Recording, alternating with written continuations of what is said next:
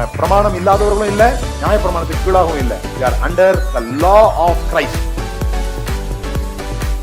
ஒரு கடவுள் அன்பானவராகவும் கோபமானவராகவும் என்ன பண்ண முடியாது, இருக்க முடியாது.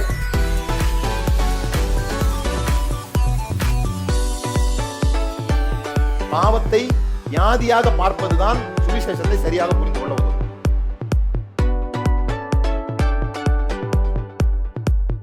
இந்த சிந்திக்க தூண்டுறதுனாலதான் பரிசேயர்களுக்கு அவர் மேல அவ்வளவு கோபம் வந்துச்சு.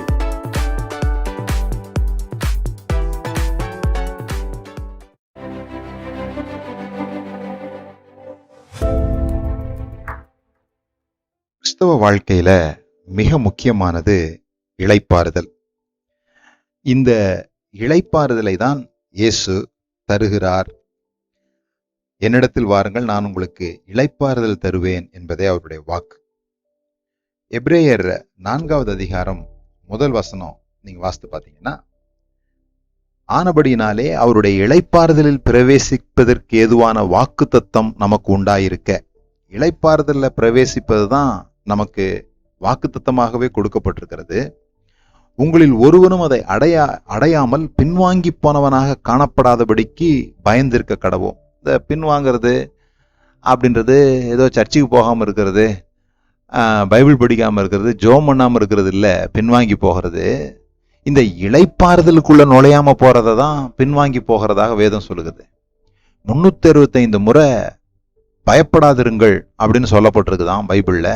ஆனா பயந்திருக்க கடவோம்னு ஒரு விஷயத்துக்கு சொல்லப்பட்டிருக்கதான். அது எதுனா, இந்த இளைப்பாறுதலுக்குள்ள நாம நுழையாம போயிடக்கூடாது, அந்த வாக்கு தத்தத்தை பெற்றுக்கொள்ளாம போயிடக்கூடாது. அப்ப பாருங்க, உங்களுடைய இருதயம் கலங்கி போயிருந்தால், உங்களுடைய இருதயம் இளைப்பாறுதல் இல்லாமல் பதட்டத்திலையும் என்னாகுமோ ஏதாகுமோன்ற நிலையிலே இருக்குமானால், இன்னும் நீங்க இயேசுவை அறிந்து கொள்ளவில்லை, இன்னும் உண்மையான அந்த ஆவிக்குரிய வாழ்க்கையை நீங்கள் அனுபவிக்கவில்லை என்று அர்த்தம். ஏன்னா தேவன் மனிதனுக்கு வெளிப்பாடு கொடுக்கும் போதெல்லாம் அவன் உறங்குகிறவனாக, இளைப்பாறுகிறவனாக நம்ம வேதாகமத்துல பார்க்கிறோம். ஆதாம் 6வது நாள் உண்டாக்கப்பட்டான். அப்போ அடுத்த நாள் ஓய்வு நாள். தேவனை குறித்த முதல் வெளிப்பாடு, ஆதாமுக்கு கிடைத்த முதல் வெளிப்பாடு, ஒரு ஓய்ந்திருக்கிற தேவன், கிரியை செய்கிற தேவன் அவன் பார்க்கல, ஓய்ந்திருக்கிற தேவனை பார்க்கிறான். மனிதனுடைய வாழ்க்கை ஓய்விலிருந்து துவங்குகிறது. இன்னும் நீங்க ஆதியாகமத்துல பாத்தீங்கன்னா, சாயங்காலமும் விடியற்காலமுமாகி 1ஆம் நாள் ஆயிற்று, சாயங்காலமும் விடியற்காலமுமாகி 2ஆம் நாள் ஆயிற்றுன்னு இருக்கும். நம்ம தான் காலை மாலை அப்படி சொல்றோம். ஆனா அவங்களுக்கு ஒரு நாள் துவங்குகிறதே மாலையிலிருந்து துவங்குகிறது. ஏனென்றால் வாழ்க்கை ஓய்விலிருந்து துவங்குகிறது. உங்களுடைய ஆவிக்குரிய வாழ்க்கை கிரியை செய்கிறதுல துவங்கக்கூடாது, ஓய்விலே, உங்கள் இருதயத்திலே உண்டாகிற இளைப்பாறுதலிலே துவங்க வேண்டும் என்று தேவன் விரும்புகிறார். ஆபிரகாமா இருந்தாலும், ஆதாமா இருந்தாலும், சாலமோனா இருந்தாலும், அவர்கள் உறங்கிக் கொண்டிருந்த வேளைகளிலே தேவன் அவர்களிடத்திலே பெரிய காரியங்களை செய்தார். நீங்கள் சும்மா இருப்பீர்கள், நான் உங்களுக்காக யுத்தம் பண்ணுவேன் என்பதே அவர் இஸ்ரவேலுக்கு சொன்ன வாக்கு. ஆகவே ஓய்வை, தேவனிடத்திலிருந்து வருகிற இளைப்பாறுதலை பெற்றுக்கொள்வதிலே ஜாக்கிரதையுடையவர்களாயிருங்கள், அதை இழந்து போகாதபடிக்கு பயந்திருக்க கடவோம் என்று வேதம் சொல்கிறது.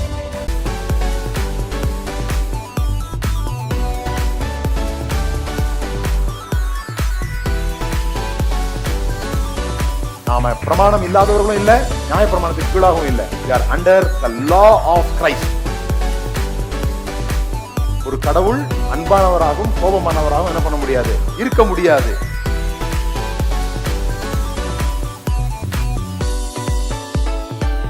பாவத்தை வியாதியாக பார்ப்பதுதான் சுவிசேஷத்தை சரியாக புரிந்து கொள்ள உதவும்.